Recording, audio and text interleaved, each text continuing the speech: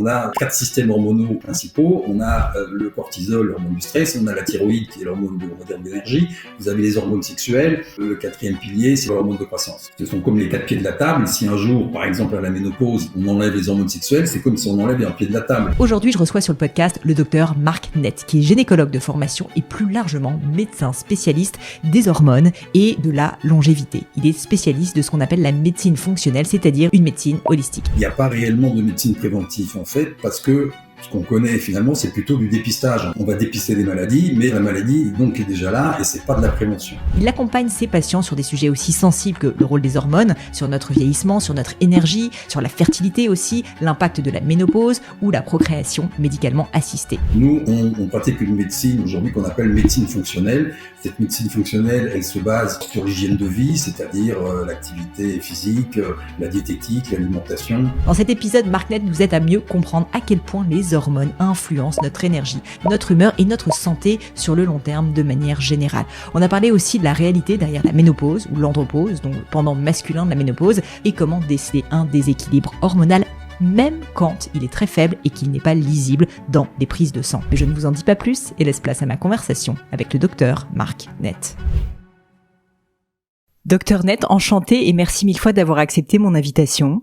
C'est une première pour moi. Vous êtes spécialiste des traitements hormonaux, un domaine que le public connaît mal, même s'il est de plus en plus mis en avant, même un petit peu à la mode, je dois dire. Et j'avais envie de commencer par essayer de comprendre mieux qui vous êtes, comprendre le cœur de votre travail aujourd'hui, qui est Marc Nett, et au-delà de ce titre, quelle est, on va dire, votre mission de vie. Alors bonjour, merci pour cette interview. Je suis médecin, au départ gynécologue, et avec une formation médicale plutôt un peu technique, puisque j'étais plutôt spécialisé dans l'endoscopie chirurgicale et la procréation médicale. Mais étant en Belgique depuis plus de 20 ans, parce que je suis français d'origine, étant en Belgique depuis plus de 20 ans, c'est un pays où il y a une spécialité qui s'est progressivement dessinée, que nous on appelle aujourd'hui la médecine fonctionnelle, et qui est en fait une médecine, on va dire, préventive. Préventive, pourquoi? On connaît tous le terme médecine préventive, mais en fait, il n'y a pas réellement de médecine préventive, en fait, parce que ce qu'on connaît finalement, c'est plutôt du dépistage. On va dépister le cancer du sein, le cancer de ci ou de ça. On va dépister des maladies, mais le dépistage, la maladie, donc, est déjà là, et c'est pas de la prévention. Et donc, alors, finalement, il y a aujourd'hui pas vraiment de médecine préventive qui existe. Donc, nous, on pratique une médecine aujourd'hui qu'on appelle médecine fonctionnelle. Cette médecine fonctionnelle, elle se base d'abord sur l'hygiène de vie, c'est-à-dire l'activité physique, la diététique, l'alimentation, aussi par les compléments alimentaires, comme par exemple la vitamine D ou les oméga 3 qui sont déficitaires chez 80% de la population. Mais aussi, après les compléments, peut-être l'utilisation de phytothérapie, de plantes qui vont être adaptogènes ou qui vont rééquilibrer un petit peu notre métabolisme. Et puis, au bout du compte, utiliser aussi des hormones qu'aujourd'hui on dit bioidentiques, c'est-à-dire des hormones entre guillemets naturelles, parfois un peu plus synthétiques pour certaines fonctions, mais d'utiliser tout cet arsenal pour rééquilibrer, puisque notre métabolisme, d'un point de vue un peu de naturopathie, notre métabolisme est toujours en équilibre ou en déséquilibre permanent, et essaye de rétablir toujours ces équilibres. Et toutes les maladies, finalement, que ce soit les cancers ou toutes les maladies métaboliques, sont finalement induites par un déséquilibre persistant. Et donc la prévention, c'est d'essayer de faciliter à l'organisme à rétablir cet équilibre de façon préventive, pour éviter l'induction de maladies qui pourraient survenir par la suite. Voilà, donc ça c'est un peu la définition, l'explication de qu'est-ce que c'est cette médecine fonctionnelle. Il fallait trouver un terme fonctionnel, ça veut dire qu'on utilise les fonctions de l'organisme pour les aider par différents moyens à disposition, et qui est basé beaucoup sur la clinique, aussi sur des bilans biologiques, puisque en Belgique on a des laboratoires qui sont spécialisés dans ce qu'ils appellent la biologie fonctionnelle, c'est-à-dire qu'on étudie des petits déséquilibres, pas forcément des gros déséquilibres qui sont la définition de la pathologie. Nous, on essaye d'être entre l'optimum de l'individu et justement la pathologie qui est un peu l'extrême, où la pathologie c'est déjà la maladie et donc ça sort de notre champ où on est plutôt dans la prévention. Et donc c'est cette marge entre le mieux et la pathologie où on essaie d'intervenir pour équilibrer les choses. Qu'est-ce qui vous a fait tomber plus jeune dans le monde de la gynécologie et ensuite d'aller plus loin vers la médecine fonctionnelle ? Je vous dis, au départ, j'étais plutôt orienté dans une spécialité plutôt technique, puisqu'au départ, j'ai plutôt commencé par la chirurgie. J'ai fait la gynécologie pour différentes raisons, mais aussi parce que le personnel et parce que c'était une spécialité médico-chirurgicale qui était plutôt technique. Et j'ai basculé étant en Belgique, je me suis intéressé plutôt à cet aspect fonctionnel qui est plutôt médical et pas chirurgical. La mentalité d'un chirurgien n'est pas du tout celle d'un médecin. Le chirurgien il est un peu binaire, dichotomique, c'est là, c'est pas là, c'est enlevé, c'est toujours là. Et la médecine, c'est un peu plus compliqué puisqu'il n'y a pas tellement de... c'est plus difficile de vérifier un peu, il n'y a qu'à l'expérience et à la pratique qu'on voit un peu l'effet des choses.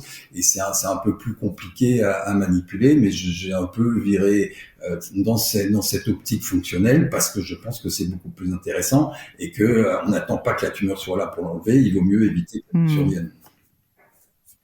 Un sujet qui parle à beaucoup de monde, c'est la fertilité.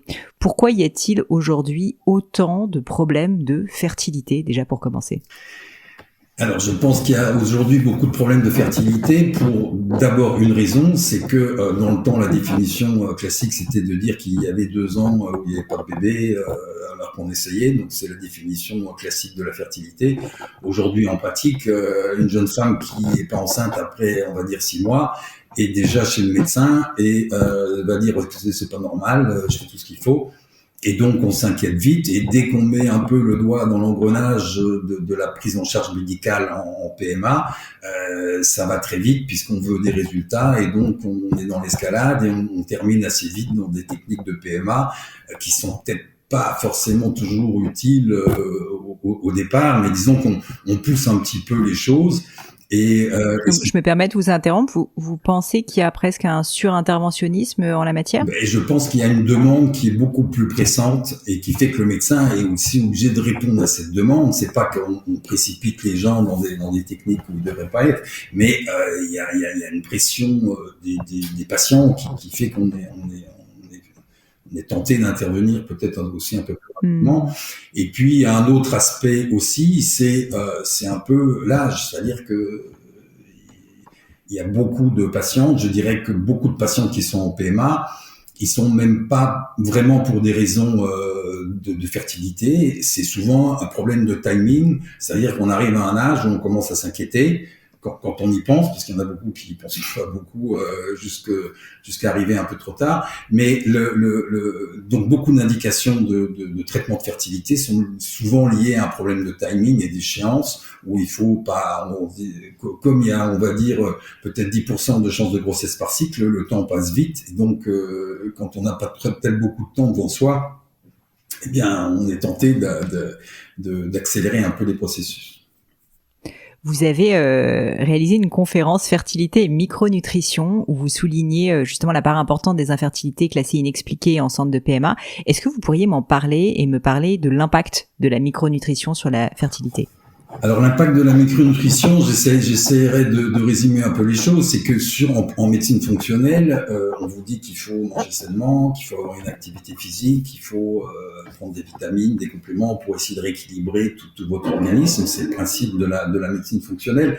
Maintenant, au niveau de la fertilité, la fertilité, tout part d'une cellule qui est un ovule. C'est pas un organisme entier, c'est juste une cellule qui va donner un organisme entier. Et donc, tout ce qui va favoriser la qualité de cette cellule, c'est-à-dire l'énergétique cellulaire, parce qu'une cellule fécondée, eh bien, elle va s'implanter que X jours plus tard. Entre-temps, c'est une espèce de feu d'artifice de division cellulaire. C'est une énergétique extrêmement importante.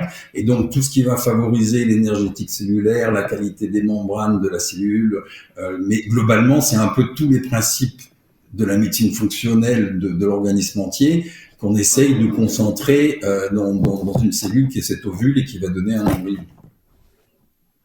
C'est quoi finalement la micronutrition pour expliquer à des néophytes comme moi? La micronutrition, quand la nutrition, c'est ce qu'on mange, c'est ce qu'on va digérer, et en digérant les protéines, on va absorber des acides aminés. Quand on mange quelque chose de gras, on va absorber finalement des acides gras. Donc c'est ce qui sont les éléments de base. Donc la micronutrition, c'est un peu ça. C'est finalement ce qu'on absorbe à l'issue de notre digestion, mais par ailleurs qu'on peut aussi compenser en prenant des compléments, des minéraux. Les minéraux, on va les avoir dans tous les aliments, mais peut-être pas en quantité suffisante, puisqu'il y a aujourd'hui un appauvrissement des sols, donc de prendre des minéraux supplémentaires peut être une bonne indication, mais tout ça, on essaye de se baser plutôt sur la biologie pour regarder où sont potentiellement ces déficits. Vous auriez un exemple, peut-être avec une patiente, un patient, de l'impact vraiment que ces petits changements qui peut-être sont légers pour quelqu'un, enfin paraissent légers en tout cas, peuvent avoir comme impact concret et réel pour qu'on visualise justement ce que ça veut dire. Alors oui, c'est un peu difficile de donner un exemple précis parce que vous allez prendre des comprimés de zinc ou de vitamine D, vous allez pas voir une différence sur votre vécu.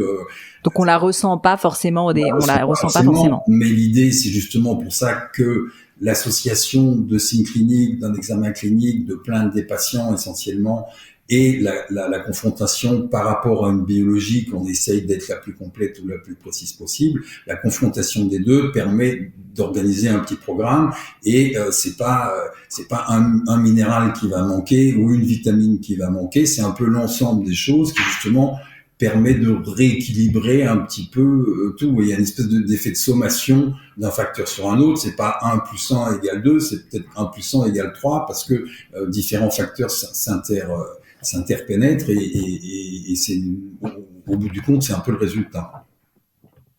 Et alors, comment savoir si on a un déséquilibre hormonal? J'imagine que ça passe par des tests, déjà? Alors, hormonal ou pas que, d'ailleurs. Oui, ça passe par des tests. Alors, on fait un bilan biologique qui comprend des minéraux, des vitamines, et nous, on a une orientation un petit peu hormonale, donc le dosage des hormones, mais à nouveau encore, c'est souvent la clinique, parce que parfois, si on veut citer un exemple pratique, on parle beaucoup de pré- et de périménopause. Très souvent, les dosages au niveau sanguin sont à peu près dans les normes, que ce soit pour les hormones sexuelles, que ce soit pour l'hormone thyroïdienne par exemple, alors que cliniquement, on a des choses qui se passent pas très bien. Et donc, souvent, on est plus obligé de se baser sur le vécu des patients et sur les signes cliniques ou de l'interrogatoire pour éventuellement, même si au niveau biologique c'est à peu près dans les normes, de pouvoir corriger des choses et presque de faire un petit peu des tests thérapeutiques, mais souvent on arrive à avoir des résultats concrets.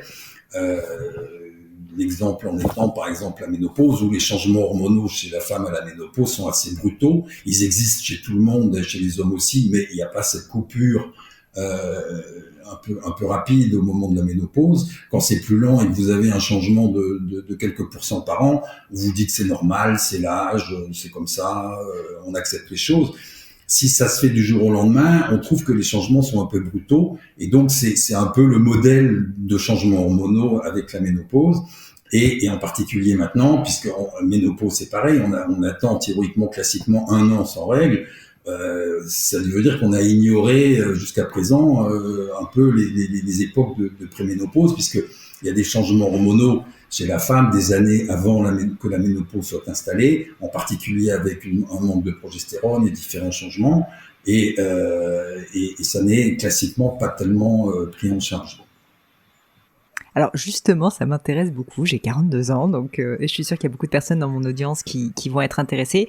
De parler de ménopause et aussi, donc si ça existe, vous allez m'expliquer, c'est un petit peu plus tard, l'andropause, mais pour commencer par la ménopause et par les femmes, quels sont les signaux, j'imagine subtils, que l'équilibre hormonal est en train de se dégrader ou de changer, en tout cas, donc cette fameuse préménopause et périménopause, est-ce que vous pourriez m'en parler? Alors je vais essayer d'être un peu, il faudra peut-être une petite explication un peu technique, mais chez vous, votre cycle ovulatoire, si vous voulez, dans votre vie, il est réglé en 2 parties. La première partie du cycle jusqu'à l'ovulation, où vous fabriquez des estrogènes, qui est l'hormone principale de la femme, et la deuxième partie du cycle à partir de l'ovulation et après l'ovulation où il y a de la progestérone. Et puis, soit il y a un bébé dans l'utérus et puis ça continue, c'est la grossesse, soit il n'y a pas de bébé et toutes les hormones tombent, se cassent la figure et vont déclencher les règles et puis ça redémarre à zéro, on refait un cycle. Donc vous avez une première partie oestrogène, une deuxième partie les deux hormones avec la progestérone en plus. À partir d'un certain âge, la fertilité baisse, on va dire après 40 ans, ou on va dire 45 ans pour être plus sûr, et donc, si votre fertilité baisse pour une raison, c'est qu'il n'y a plus vraiment de bonne ovulation ou d'ovulation de qualité. Mais s'il n'y a pas d'ovulation de qualité, vos ovaires, ils ne fabriquent pas bien de la progestérone. Donc, pas bonne ovulation, pas bonne progestérone. Vous vous retrouvez avec des cycles qui manquent de progestérone. Et donc, comme il y a un effet de balance entre les estrogènes et la progestérone, le manque de progestérone fait que comme s'il y avait trop des estrogènes. Il n'y en a pas trop, mais en fait, l'effet est le même. Et donc, il y a dans les cycles, plutôt en fin de cycle, la rétention d'eau, des seins qui sont plus gonflés et sensibles, une irritabilité plus importante, enfin différents signes à la fois physiques et psychiques qui peuvent, et qui sont très très souvent, pour la plupart du temps, liés à ce déficit de progestérone qu'on a assez peu tendance en gynéco encore aujourd'hui à compenser. Et ça...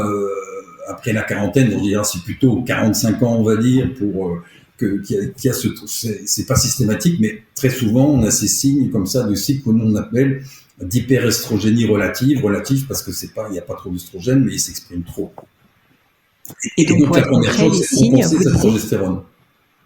Vous disiez les signes pour des personnes qui nous écoutent, ça serait quoi typiquement ? Alors, c'est en deuxième partie de cycle, plus de rétention d'eau. Enfin, c'est toutes les modifications qui touchent pas mal, pas systématiquement, mais beaucoup de femmes avant les règles. C'est-à-dire que on se sent un peu gonflé, on a de la rétention d'eau, il y a 1 kilo, voire 2 de plus, parce que c'est de la rétention d'eau, qui vont disparaître après l'arrivée des règles, parce que l'arrivée des règles, justement, c'est une chute hormonale où les effets vont disparaître. Les seins qui sont plus tendus, gonflés, voire sensibles ou douloureux, avant les règles, une fois qu'il y a une chute hormonale, les seins vont tomber un peu, vont dégonfler parce qu'il n'y a pas cette rétention d'eau et ce gonflement de la glande mammaire.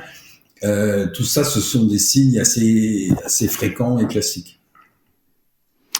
Qu'est-ce que vous pensez justement du rôle de la médicalisation dans cette phase de la vie, de cette période de pré-ménopause, puis justement la période de la ménopause ? Alors moi je suis gynéco, j'ai l'habitude de prescrire un peu des hormones depuis pas mal de temps. Et la prise en charge, alors il y a, on va dire, différentes tendances. Il y a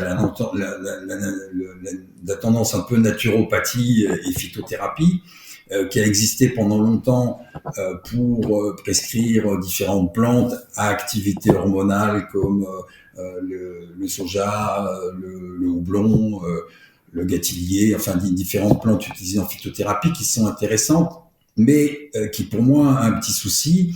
C'est que ces plantes sont adaptogènes, régulatrices, et c'est intéressant. Mais lorsqu'il n'y a plus d'hormones, malheureusement, réguler un peu zéro, ça fait toujours un peu zéro. Et en l'occurrence, les hormones, on va dire bioidentiques, puisque c'est le terme un peu à la mode, c'est la même molécule que vous apportez, et qu'elles viennent de vos ovaires ou de l'extérieur, c'est toujours la même molécule, et c'est reconnu comme faisant partie de vous, par votre corps, et ça fonctionne très bien. Alors on a juste on avait un problème, c'était l'interdiction de ces hormones vis-à-vis du cancer du sein, qui a été un peu la catastrophe, puisqu'en médecine comme ailleurs, il faut toujours qu'il y ait un responsable à quelque chose. Donc les œstrogènes ont été qualifiés de responsables du cancer du sein, et on a voulu un peu systématiquement les supprimer. Moi, qui suis très âgé, j'ai connu la période avant le cancer du sein où on forçait les femmes, même celles qui voulaient pas, à prendre un traitement hormonal, et on leur donnait systématiquement, d'ailleurs des doses souvent trop fortes qui fait qu'elles avaient des effets secondaires et qu'elles arrêtaient régulièrement. Mais on les forçait à cause de l'ostéoporose, des maladies cardiovasculaires, de plein d'autres problèmes médicaux. Arrivé après le pavé dans la mare des études américaines à propos du cancer du sein, et ce qui a fait un peu arrêter les traitements hormonaux, et du coup ce qui a un peu mis en vogue les traitements de phytothérapie avec des phytoœstrogènes. Alors ça dépend, c'est pas une critique en soi, mais phytoestrogènes, ça veut dire c'est des œstrogènes de plantes. Or, les femmes ne sont pas des plantes. Donc, vous prenez des œstrogènes d'une autre. Merci de le rappeler. Oui, d'accord. Mais ça veut dire que vous prenez des estrogènes d'une autre espèce que vous, ce qui n'est pas forcément naturel, alors que vous avez la même molécule biologique que vous fabriquez, qui est à disposition et qui fonctionne très bien. Et les phytoestrogènes, par contre, ça marche pas terrible et ça donne pas beaucoup de résultats. Voilà. Donc aujourd'hui, il est prouvé que les œstrogènes n'ont pas d'incidence sur les cancers du sein. Alors, si vous voulez, j'ai juste une petite critique, c'est de dire que voilà, justement, je vous ai expliqué les pré-ménopauses. En fait, vous avez quelques années avant votre ménopause, vous avez souvent des cycles hyperoestrogéniques, dont trop d'œstrogènes et d'activité des œstrogènes. Or, on a critiqué en disant les œstrogènes, c'est mauvais pour le cancer du sein. Mais on vous laisse à la ménopause souvent pendant des années avec des cycles hyper-œstrogéniques, et le jour où arrive votre ménopause, vous n'avez plus d'œstrogènes, on vous dit surtout faut pas en prendre. Donc c'est pas très logique en soi non plus, parce que on vous laisse les œstrogènes, après on vous dit qu'il faut pas les prendre, et si c'est les œstrogènes qui provoquent le cancer. Aujourd'hui, on a suffisamment d'études, je dirais, qui montrent qu'avec des estrogènes par voie cutanée et pas par voie orale, avec une progestérone entre guillemets naturelle et pas les progestérones synthétiques, on a suffisamment d'études cliniques qui montrent qu'il n'y a pas d'augmentation réelle du cancer du sein. Donc à dose correcte, avec des traitements corrects, parce qu'à l'époque des grosses études, c'était des estrogènes synthétiques, des progestérones synthétiques, et aujourd'hui on a du mal à sortir un peu de cette peur du cancer, mais aujourd'hui je pense que l'amélioration potentielle et la qualité de vie est largement, si on fait une balance bénéfice-risque, et penche largement vers le bénéfice. Dans 10 ans, docteur, la ménopause, selon vous, sera traitée comment ? Si on se projette. Pour moi, aujourd'hui, il y aura pas vraiment de changement, puisque la ménopause, c'est-à-dire l'arrêt de sécrétion de certaines hormones, et le moyen le plus naturel et le plus simple, c'est de compenser ce qui manque. Ce qu'on fait d'ailleurs globalement, finalement, en médecine fonctionnelle. Bon, la ménopause, c'est un peu plus caractéristique, mais ça existe pour toutes les autres hormones. Donc, en médecine fonctionnelle, le principe est pas très très compliqué en soi. C'est-à-dire qu'il faut refaire les niveaux un peu pour chaque chose, que ce soit des minéraux, des vitamines ou des hormones, mais d'avoir plutôt un traitement optimal pour avoir un organisme qui fonctionne au mieux. C'est comme, excusez-moi la comparaison, mais une voiture d'occasion, vous faites tous les niveaux, vous faites les révisions en prévention, et pas attendre qu'il y ait une panne de moteur ou d'autres choses avant, quoi. Donc beaucoup plus de prévention et également plus d'intégration de la médecine fonctionnelle, c'est-à-dire en fait une vision plus holistique, si je le dis avec des mots. On aime bien ce terme maintenant, holistique, qui est un peu général. Donc on fait rentrer un peu tous les paramètres, tous les facteurs, parce que c'est pas la solution de faire une chose et puis c'est tout, parce qu'on a un organisme qui fonctionne avec des interactions qui sont importantes. J'ai une question peut-être stupide, mais est-ce qu'il va être possible ou est-ce qu'il est souhaitable d'essayer de ralentir le processus du vieillissement hormonal et donc typiquement de faire en sorte que la ménopause ou l'andropause arrive plus tardivement ? Alors, je pense que c'est difficile parce qu'il y a une programmation plutôt un peu génétique. Il y a des taux de testostérone chez les hommes assez tardivement qui peuvent être importants. La plupart du temps, on va dire, il y a une baisse de 50% des taux de testostérone chez l'homme après 50 ans, en moyenne. Maintenant, il y en a qui ont des très bons taux, il y en a qui ont des taux très bas, même assez jeunes. Donc ça, c'est le bilan qui doit un petit peu le déterminer, et ça, c'est notre travail d'essayer de voir qui est concerné par quel manque ou quel excès éventuellement. Justement, qu'est-ce que c'est, docteur, l'andropause ? Est-ce que ça existe vraiment ? Est-ce que c'est un mythe ? Vous pouvez m'en dire plus ? On sait, je vous dis, il y a une diminution, on va dire, on admet ça, une diminution de 50% des taux de testostérone après 50 ans. Et la testostérone, évidemment, a pas forcément une bonne réputation, puisque pendant 30 ans, on a dit que ça favorisait le cancer de la prostate. C'est un peu la même histoire que les œstrogènes pour le cancer du sein chez la femme. On a dit que ça favorisait Les hormones sexuelles n'ont pas très bonne réputation de manière générale, j'ai l'impression. Pas bonne réputation. Alors on a dit le cancer de la prostate. Maintenant, après une trentaine d'années, on est sorti de cette omerta aussi pour l'homme et parfois même aux États-Unis, ils traitent des métastases de cancer de la prostate et des très grosses doses de testostérone. Donc les choses changent aujourd'hui à nouveau avec des hormones bioidentiques. Et si vous voulez, pour la testostérone chez les hommes, on voit toujours la testostérone et les hormones parce que c'est utilisé globalement dans le dopage. Et donc, c'est la critique. Oui, le dopage, c'est pas bien. Mais rester dans des doses physiologiques, ça peut être très intéressant. On dit que la testostérone, c'est un peu l'hormone de la vie, par exemple. Et nous, on la connaît de façon négative un peu par le muscle, par la libido. On dit que ça sert qu'à ça. Non, la testostérone, c'est l'hormone de la vie. Ça a une action au niveau physique, bien sûr, au niveau musculaire, mais au niveau de la restauration des tissus. Ça a un effet, comme toutes les hormones qui ont un effet physique, ça a un effet psychologique, pour la ménopause chez la femme aussi, avec les œstrogènes. Et chez l'homme aussi, la testostérone, ça joue un peu au niveau psychique. On est plus accrocheur, on a plus de volonté. C'est des effets positifs. Donc il y a ce mélange qu'il faut expliquer un peu aux patients des avantages. Et je vous dis, on voit toujours le côté un peu dopage, muscle, libido, qui est un peu négatif. Mais si vous voulez, il y a des études aussi qui montrent que, par exemple, les taux de testostérone, plus ils sont bas, plus on va avoir des maladies métaboliques, de diabète, des maladies cardiovasculaires, différents types de maladies métaboliques. Et la testostérone est plutôt préventive de ça. Et alors, qu'est-ce qui se passe concrètement à l'andropause, si vous pourriez nous faire visualiser un peu ça, et est-ce qu'on le perçoit en tant qu'homme, ou est-ce que c'est vraiment très graduel? Écoutez, je vais vous dire, moi, ça me fait toujours penser au tableau flamand du 17e, où vous voyez des enfants sur le même tableau, des enfants, des garçons et des filles à la puberté, des adultes, et puis vous avez tous les âges. Les enfants, ils se ressemblent, garçons et filles, et puis les gens âgés de l'autre côté, ils se ressemblent aussi. Qu'est-ce qui s'est passé comme différence? C'est que les hormones sexuelles ont un peu disparu, ou sont émoussées, alors qu'ils étaient exprimés à partir de la puberté et de l'âge adulte.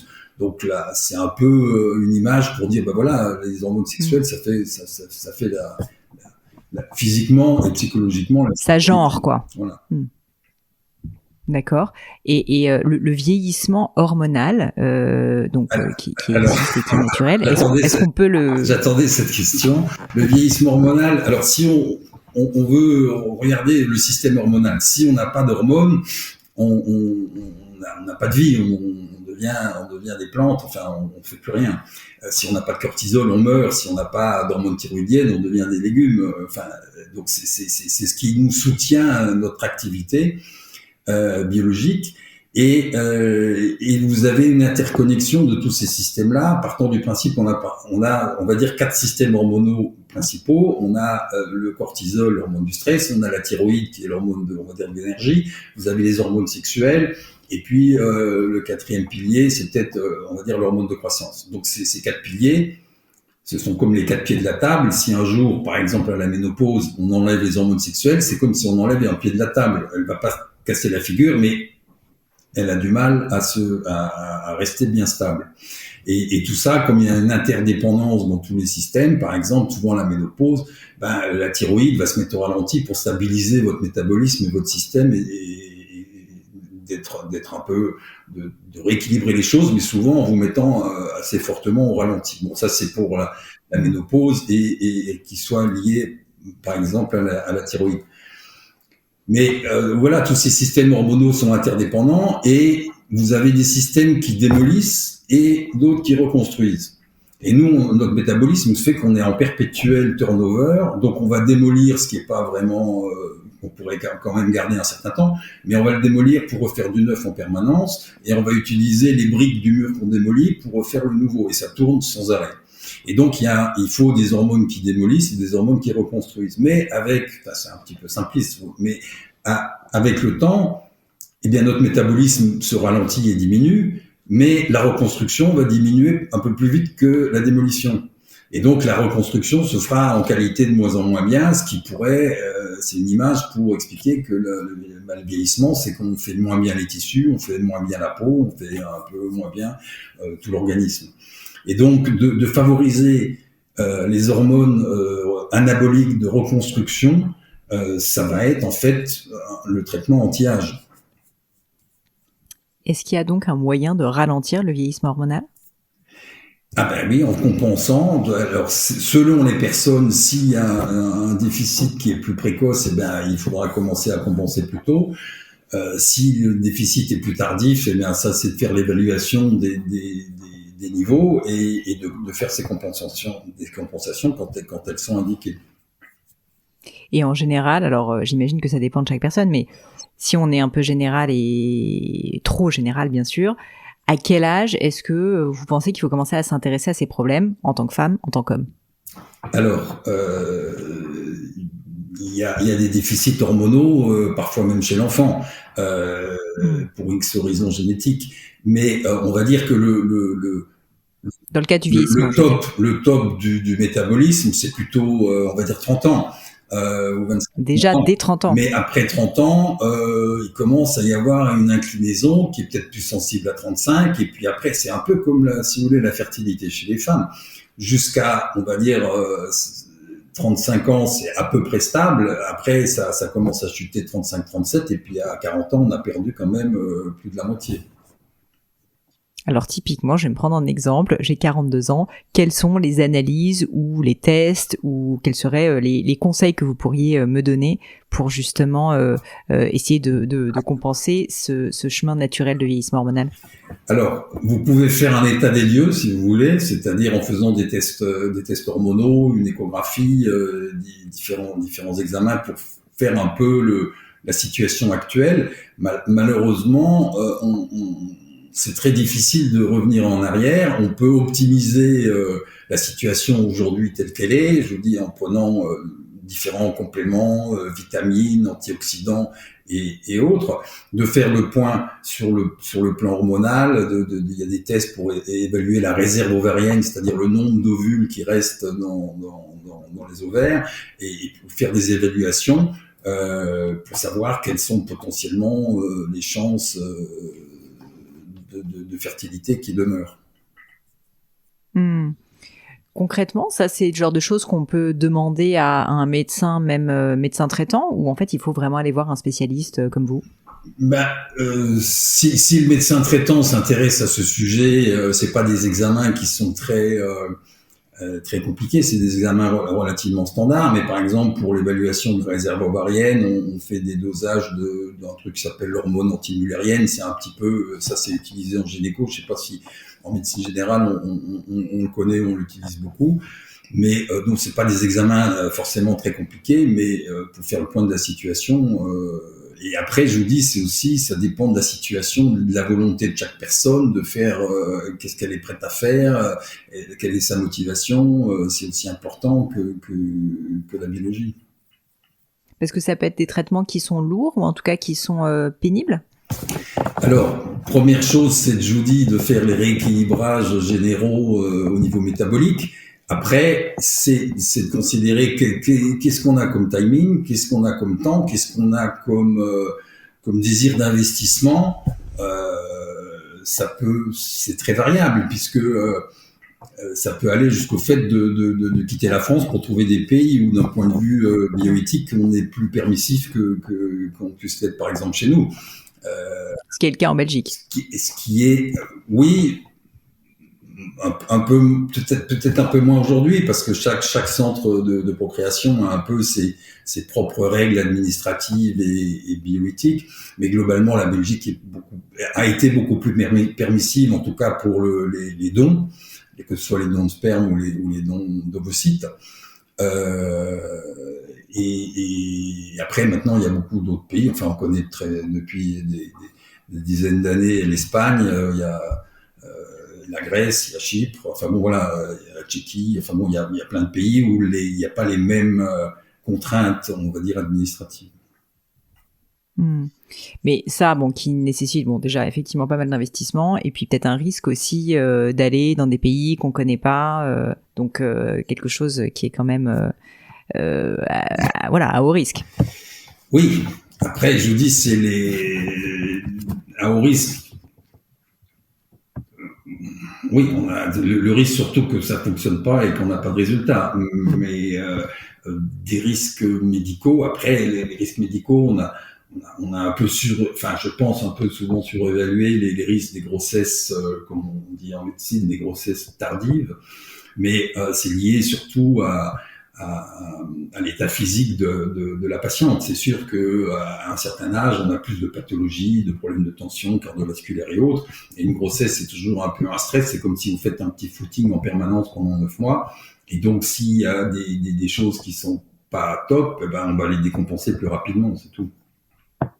Mais au-delà de la partie fertilité, sur vraiment des traitements hormonaux, là pour le coup, commencer à s'y intéresser, et quand je dis des traitements hormonaux pour ralentir typiquement l'arrivée de la ménopause, ou en tout cas pour compenser ses effets, ça c'est des choses qu'on peut commencer à mettre en place vers quel âge? Alors, je vous dis, chez la femme, par exemple, on va dire parler de périménopause ou de prévoir les traitements, moi je dirais que c'est peut-être autour de 45 ans, mais parfois, il y a des signes de déficit de progestérone qui apparaissent à 42, 43 ans. Donc, c'est plutôt l'inconfort clinique qui va être important et qui va orienter peut-être une compensation. Mais ça peut, et pour les hommes, on va dire, et chez les hommes, les hommes, en général, ils s'occupent pas trop d'eux, en général. Bah oui, c'est ça. Ils s'occupent pas trop de ça. Et ils s'occupent pas trop de ça, ou pour eux c'est normal, mais aussi parce que, si je vous dis, c'est beaucoup plus lent, donc on se dit bon, bah c'est comme ça, voilà. Maintenant, il y a de plus en plus d'hommes, enfin, pour moi jeunes, c'est-à-dire à la quarantaine, qui viennent en consultation parce que ils se sentent moins bien, ils se sentent moins en forme et qui se demandent, parce que les informations circulent plus sur les réseaux sociaux, et qu'ils se demandent si ce serait pas bien de prendre peut-être un petit complément, par exemple de testostérone, j'insiste, sans faire de dopage ni de surdosage, mais pour avoir une certaine optimisation de leur vécu. Et vers quel âge un homme peut commencer à s'intéresser à ces sujets? J'ai bien compris, si jamais il ressent des signes cliniques. Je dirais à partir après la quarantaine. Pas pour donner une limite. Un petit peu plus tard. Un petit peu plus tard que pour des femmes, mais à peine finalement. 5 ans plus tard, on va dire. Est-ce qu'il y a des gestes sous-estimés pour améliorer, peut-être même naturellement, ces hormones?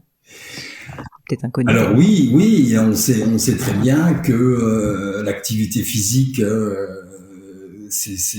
donc le sport, c'est très favorable, l'alimentation. Et c'est certains types de sports en particulier, c'est-à-dire c'est plus de l'endurance, c'est plus. Alors c'est un mélange des deux. C'est toujours pareil, il y a un équilibre. Si vous faites que de l'endurance, c'est pas mal, mais il faut faire un peu de musculation ou de cardio aussi. C'est parce que vous avez le muscle se développe, il y a les muscles d'endurance et les muscles de force, et il y a toujours un petit peu un équilibre entre les deux. Donc c'est tout en mesure. C'est pareil pour la diététique. C'est manger plus de protéines qui va favoriser plutôt la testostérone ou l'hormone de croissance. Du coup, on est un peu dans une mode qui va plutôt dans le sens du vegan, mais nous, on aime bien les protéines animales qui ont plus de qualité que, par exemple, des protéines végétales. Mais après, on s'adapte à chaque situation. Est-ce que vous pourriez me parler maintenant un peu plus de thyroïde? Vous avez parlé de cette hormone. Alors, je sais que c'est moins une hormone sexuelle, donc c'est peut-être un petit peu moins votre spécialité, même si vous connaissez tous ces sujets. Mais comme vous parlez quand même de l'intervention entre les hormones sexuelles thyroïdiennes et les fatigues chroniques que ça peut générer, j'aimerais bien un petit sur la thyroïde. Point de vue dessus. Alors, la thyroïde en médecine fonctionnelle, c'est un peu on va dire un peu notre dada, parce que la thyroïde et les hormones thyroïdiennes, c'est un peu le chauffage central de l'organisme. D'ailleurs, si vous voulez, nous, on n'est pas des plantes, mais on est plutôt des mammifères. En hiver, on hiberne. Qu'est-ce qui se passe en hiver? Normalement, pour les animaux, il n'y a rien à manger, il n'y a rien à faire. Donc, on essaie d'économiser l'énergie qu'on a, on ne veut pas dépenser pour rien, et on se met un peu au ralenti. Et en fait, finalement, c'est quoi? C'est la thyroïde qui se met un peu au ralenti et qui vous fait hiberner. Et c'est le cas. La thyroïde baisse, il y a moins d'hormones thyroïdiennes. Et souvent, quand les gens qui prennent des hormones thyroïdiennes, souvent on augmente les doses de 15-20% en hiver par rapport à l'été, parce que l'été, avec la lumière, le soleil, la chaleur, la thyroïde se réveille un peu et votre métabolisme se réveille. Bon, ça c'est un peu physiologique. Et donc, on a évidemment de nouveau le même problème, c'est que dans les dosages que vous donne votre laboratoire, vous avez une marge entre le minimum et le maximum qui est un peu large, c'est un peu un terrain de foot quoi, entre les deux. Or, les normes sont faites pour déterminer la pathologie. La pathologie de chaque côté, ça va être au maximum 5% de la population. Or, nous, on estime que c'est très souvent avec la thyroïde, les petits problèmes de thyroïde, c'est plutôt 30%, voire plus que ça. Et donc 30% de la population, hommes et femmes confondus. Oui, mais plus souvent les femmes d'ailleurs, et beaucoup plus après la ménopause, puisque classiquement la ménopause donne un ralentissement de la thyroïde, qui est pas un ralentissement de pathologie de maladie, c'est souvent un ralentissement physiologique, je l'ai dit tout à l'heure, pour équilibrer un petit peu les choses et les changements, et c'est en fait une réaction normale, mais qui donne des effets cliniquement un peu négatifs ou donc chez la plupart des gens, c'est moins d'énergie, fatigue matinale, fatigue au repos, constipation, tout est ralenti, la peau sèche, la perte des cheveux, la frilosité. On dirait chez beaucoup de femmes, on a un peu ces signes assez facilement. Mais on a assez régulièrement des améliorations très importantes dans la qualité de vie, dans le ressenti des gens, même si il reste un peu dans les normes du labo et de la pathologie. Pour le coup, comme vous le disiez, en fait, finalement, quand on n'est pas pathologiquement en dessous des normes ou au-dessus des normes, c'est vrai qu'on n'a pas tendance à aller regarder plus loin. Et dans ce cas, comment faire pour savoir si jamais il faut qu'on soit traité ? Là, le problème, il est souvent là, c'est que vous allez chez votre médecin parce que vous avez des problèmes digestifs ou je ne sais d'autres problèmes. Et on vous fait faire des examens, on vous fait faire une échographie, un scanner, une scintigraphie, une IRM. Donc on fait le tour de tous les problèmes pour montrer qu'il n'y a pas de problème sérieux. C'est-à-dire il n'y a pas de tumeur, il n'y a pas de pathologie évidente et on vous dit tout est normal. Voilà. Mais cliniquement on se sent pas très bien. Donc on se dit il y a quand même un truc. On se sent pas très bien. Pour moi c'est ce qui a aussi un peu expliquer que les patients se tournent vers des médecines alternatives parce qu'il n'y a pas de réponse dans la médecine, on va dire académique, qui répond pas à leur vécu, à leurs problèmes. Et avec certains succès, alors moment comme ça, l'acupuncture est un des exemples qui a bien fonctionné. Bon, je ne vais pas parler de l'homéopathie que je connais pas. Enfin, les gens sont tournés vers d'autres choses. Et nous, on essaye d'utiliser la médecine classique, académique et physiologique, mais en essayant d'être un pas en avant et de le faire dans un cadre de prévention. Qu'est-ce que vous pensez de cette plante, je crois, adaptogène indienne, vous savez, l'ashwagandha? Je crois que je le prononce correctement. Oui, l'ashwagandha, mais comme d'autres plantes, donc on parle de plantes adaptogènes ou régulatrices.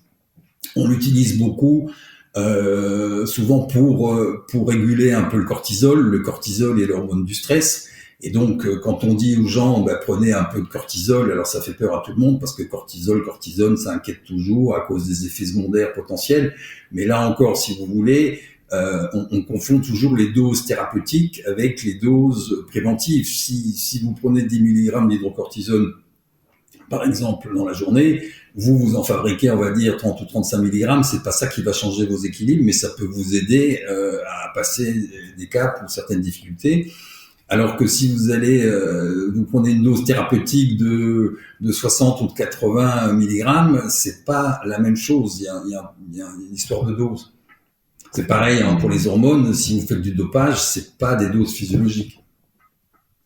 Pourquoi est-ce qu'il y a une telle crainte sur la prise d'hormones, alors même que, comme vous êtes en train de l'expliquer, quand on est sur des doses qui sont plus thérapeutiques, si vous voulez, la crainte principale, qu'on a connu avec la testo, les œstrogènes, c'est le cancer.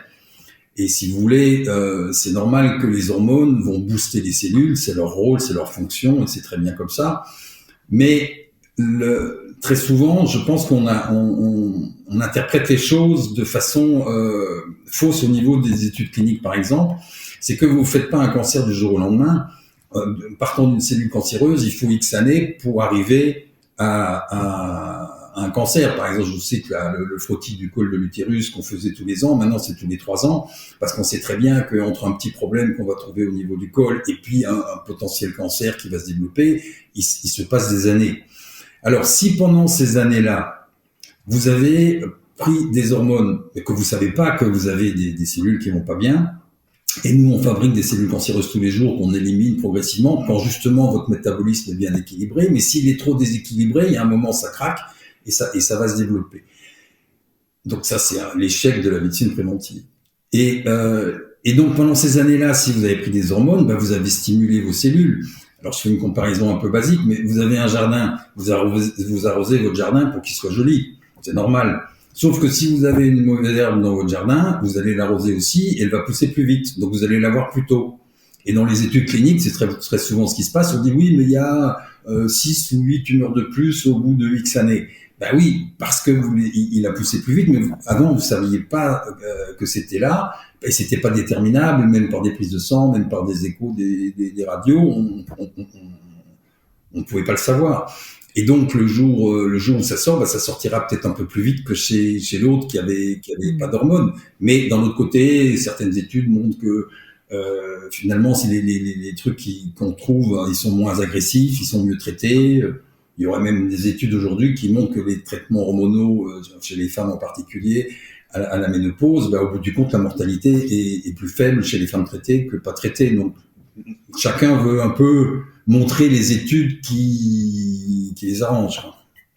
Et c'est d'ailleurs tout le problème, c'est que c'est très difficile pour le grand public, comme moi par exemple, de faire la part des choses, parce que c'est vrai qu'on peut avoir peur quand on entend les mots comme cancer, bien sûr, et en même temps, on se dit, si, j'ai envie de vieillir quand même le mieux possible, et commencer à m'y intéresser. Et je trouve que c'est pas évident pour le grand public d'avoir une information. Qu'est-ce que vous nous donneriez comme conseil pour réussir à s'équiper Alors, évidemment, le problème, c'est que si vous allez voir un oncologue, un cancérologue, il va vous dire, niet, c'est interdit pour tout, donc là il n'y aura pas trop de discussion. Après, je pense qu'aujourd'hui en gynéco, on est sorti un peu, on a qualifié d'omerta un peu, et même moi je sais que ici dans les CHU, les hôpitaux, ceux qui ont tout interdit il y a une quinzaine ou une vingtaine d'années, attention, faut pas. Aujourd'hui, ils commencent à dire on a peut-être sacrifié 2 générations de femmes au titre d'interprétation statistique d'études, on est revenu dessus, et c'est plus tout à fait ça, quoi. Donc le problème, c'est que on peut pas donner, c'est notre souci. Je pense qu'il faut discuter parfois longuement avec les patients, en général, des risques ou de l'état actuel de ce qu'on sait ou de ce qu'on peut penser. Et après, il y a toujours une marge où on n'a pas de sécurité à 100%. C'est pas parce qu'il y a pas d'augmentation de risque que vous n'avez pas un risque quand même malgré tout. Donc c'est à chacun de prendre. Mais moi, mon attitude pratique, c'est d'essayer d'expliquer au plus proche et au mieux possible les avantages et les risques. Et après, qu'est-ce que vous voulez, le plus simple, c'est de prendre un traitement pendant admettons 2-3 mois, et puis de voir qu'est-ce qui se passe. C'est sur pièce qu'on peut juger, et après on peut discuter, voilà, il y a ça qui va mieux, ou ça qui va pas. Les traitements, ça marche pas forcément chez 100% des gens, mais enfin pour plus de 90%, ça fonctionne quand même. Et après on fait le point, et c'est le patient ou la patiente qui va décider si pour elle son bénéfice dans son vécu sera suffisant pour pouvoir le continuer ou pas. Ces traitements, c'est forcément très coûteux, ou ça peut être quelque chose d'accessible quand même à un grand nombre de gens. Non, les hormones, c'est pas excessivement cher. Alors le problème, c'est de savoir qu'évidemment en France tout est plus ou moins remboursé ou assez facilement. Mais sinon, c'est pas des traitements. En tout cas, le coût-bénéfice est, je pense, largement en faveur du bénéfice. Et donc, Dr Net, vous considéreriez que presque tout le monde, en somme, aurait besoin à un moment donné, d'une manière dosée, de prendre un traitement hormonal à un moment dans sa vie? Je mets à part les sujets de fertilité, je parlais vraiment plus pour le vieillissement. Je pense que oui, que si c'est pas une hormone, ça sera peut-être une autre, mais que globalement, même on est tous quelque part génétiquement construits, on n'est pas parfait. On a toujours tendance à déclencher à un certain âge un déficit ou autre. Je vous dis, il y a des hypothyroïdies chez les enfants, il y a des testostérones basses chez l'adolescent. Il y a des jeunes filles qui n'ont pas de règles, qui n'arrivent pas à les démarrer. Tout est assez individuel, mais globalement, je pense qu'il est pratiquement inévitable d'avoir aujourd'hui un déficit qui va apparaître à un certain moment. Et alors, à part vous contacter, bien sûr, et contacter la clinique Hertog, qu'est-ce qu'on peut faire quand on ne sait même pas à qui s'adresser et qu'on est intéressé, qu'on se dit, bah tiens, c'est vrai que peut-être que moi, je ressens des symptômes, je suis en périménopause ou je ne sais quoi. Finalement, qui sont les bonnes personnes? Il faut, voilà, on n'a pas vraiment de réseau de médecins. On a un petit réseau de médecins en Belgique avec différents spécialistes ou généralistes qui sont un peu dans cette lignée. La clinique Hertog a été un peu pionnier dans cette prise de position et en particulier dans les traitements hormonaux. Moi, je travaille à la clinique Hertog. Je consulte aussi à Paris une fois tous les 15 jours. Mais on n'a pas de réseau de listing, si vous voulez, par endroit Mais c'est ça la difficulté, je trouve, c'est pas, on sait pas, est-ce qu'on va voir un gynéco, est-ce qu'on va voir un médecin traitant, est-ce qu'on va voir un médecin de la longévité? Au niveau hormonal, oui, déjà pour une femme, le premier truc, c'est quand même d'aller voir un gynéco. Il y en a de plus en plus qui sont ouverts après cette omerta des traitements hormonaux de la ménopause. Il y en a beaucoup qui voulaient pas le faire ou qui disaient mais oui, mais alors il faut prendre la dose minimum, comme ça c'est moins dangereux.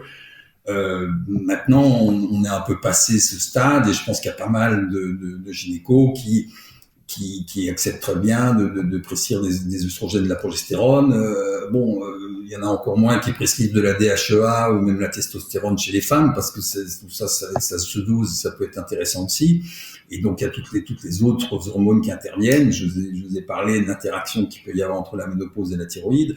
Donc, tout ça, c'est de faire un peu le point. Mais au départ, c'est quand même, le traitement de la ménopause, c'est quand même gynéco, quoi. Et typiquement, si on parle par contre de thyroïde et du fait de ressentir peut-être une baisse d'énergie, mais d'être en même temps dans le cadre normalement de la non-pathologie, il vaut mieux, qu'est-ce qu'on va voir quelqu'un qui fait un peu cette médecine fonctionnelle, parce qu'en médecine générale classique ou en endocrino, ils sont pas, on va dire, extrêmement ouverts à une prise en charge fonctionnelle. Bon, c'est tout le sujet, mais alors du coup c'est intéressant parce qu'on a l'avenir qui s'ouvre devant nous avec, j'espère, beaucoup plus de perspectives pour la médecine fonctionnelle. Je pense qu'il y a beaucoup de médecins qui s'orientent et qui se forment et qui sont de plus en plus intéressés à ça, parce que à l'usage et en pratique, on voit quand même des bénéfices pour les patients. On change un peu leur vie ou leur vécu, et c'est relativement satisfaisant. Avant de terminer cette conversation, docteur, j'avais une dernière question pour vous. C'est, est-ce qu'il y a un ou des mythes vraiment persistants et pourtant faux que vous rencontrez dans votre spécialité, que vous pourriez aborder avec nous? Je dirais que le plus actuel aujourd'hui, c'est devenu un peu le mythe des œstrogènes et le cancer du sein qui est le plus présent et qui freine beaucoup de gens pour faire un traitement hormonal. Qui pour vous est dommageable du coup, puisqu'il freine des femmes qui auraient besoin. Il freine des femmes. Alors j'ai participé à une conférence chez des femmes qui étaient très très actives professionnellement, et la conférence était de dire que voilà, il y a plein de femmes qui autour de la ménopause ou en préménopause commencent à être gênées, même dans leur vie quotidienne, dans leur travail, qui une perte de capacité ou de performance. Alors que quand elles sont traitées, elles retrouvent une vitalité et une performance physique et intellectuelle identique à avant, et que voilà, ça leur change la vie. Oui, donc c'est je pense quand on sent qu'on est un peu handicapé, ça vaut le coup d'aller faire un bilan et de voir un petit peu où on en est et de voir faire un test thérapeutique pendant un certain temps pour voir si on peut récupérer un certain bien-être. Et à l'inverse, y a-t-il des tabous encore dans votre profession qu'on pourrait aborder ensemble ? Les tabous, ils existent toujours, c'est-à-dire que le traitement de la ménopause, c'est toujours pour beaucoup encore un tabou. Les traitements hormonaux, c'est un peu un tabou. Le traitement de la thyroïde, s'il n'y a pas d'hypothyroïdie, maladie avérée, c'est un tabou, c'est-à-dire qu'on n'est parfois pas sur les mêmes longueurs d'onde que beaucoup de médecins, et en particulier, je dirais, des endocrinologues qui sont un peu contre cette prise en charge précoce. Nous on a une médecine qui si vous voulez, nous on travaille plutôt en relation avec des nutritionnistes, des diététiciens, des naturopathes, plutôt qu'avec nos collègues spécialistes souvent. Parce que la diététique, comme vous disiez, le sport, tous ces gestes ont un impact. Parce qu'il n'y a pas la même vision, si vous voulez, en médecine. La sécurité sociale, on va dire, a été inventée pour traiter des maladies. C'est normal, c'est comme ça.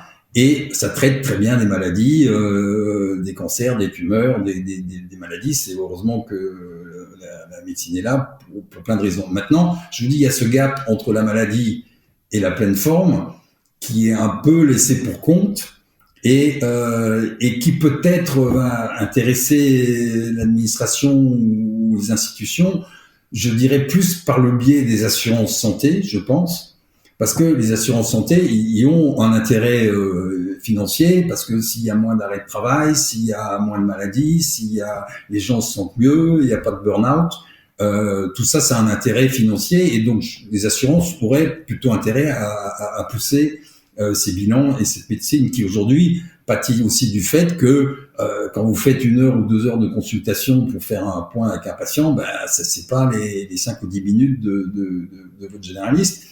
Et les traitements, même s'il y en a qui sont coûteux, mais même les compléments alimentaires, si vous prenez beaucoup de compléments alimentaires, vous allez vite avoir une addition qui peut être impressionnante. Et donc il y a le coût.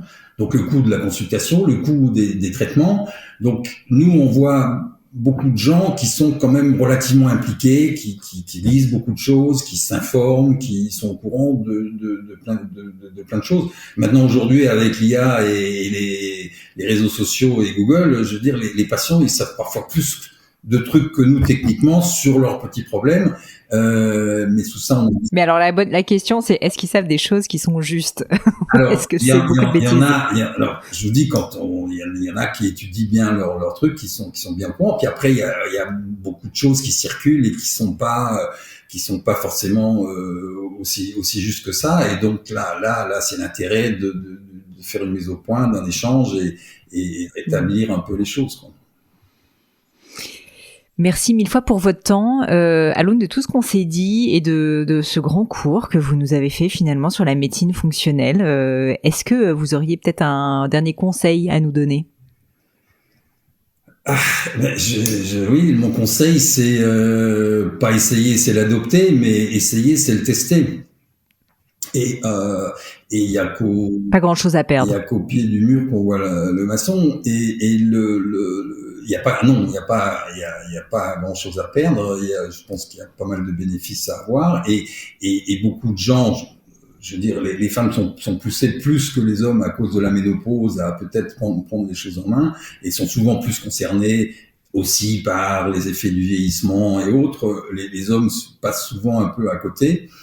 Et admettre que c'est un peu comme ça. Donc il faut se poser des questions, regarder les signes, essayer de voir ce qui va pas chez nous, et voir si on peut pas faire des petites corrections qui peuvent être bénéfiques. À partir de 40 ans, et si on commence à sentir une évolution, peut-être aussi, c'est ça, dans son métabolisme. Voilà, il y a des patients à 35 ans qui viennent nous voir en disant, moi je comprends pas, je suis fatigué, je suis pas comme avant, je digère pas bien, des migraines, j'avais pas ça avant, qu'est-ce qui se passe? Et donc c'est à ce moment-là qu'on enclenche un bilan et qu'on essaye de mettre un peu les choses au point.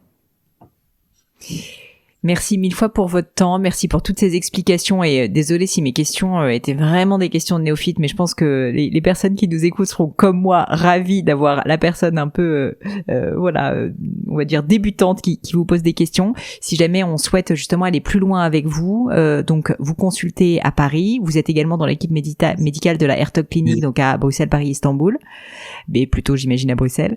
Et si on peut vous contacter, ça peut se faire via quel biais? Si, ça peut se faire via la clinique Hertog. Eh ben écoutez, Dr Net, je vous remercie mille fois pour votre temps. Je vous remercie de nous avoir un peu débroussaillé.